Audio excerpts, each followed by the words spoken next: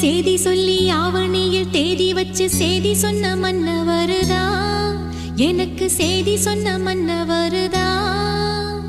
சொந்தம் சொல்லி நெத்தியில குங்குமத்தை வச்ச ஏன்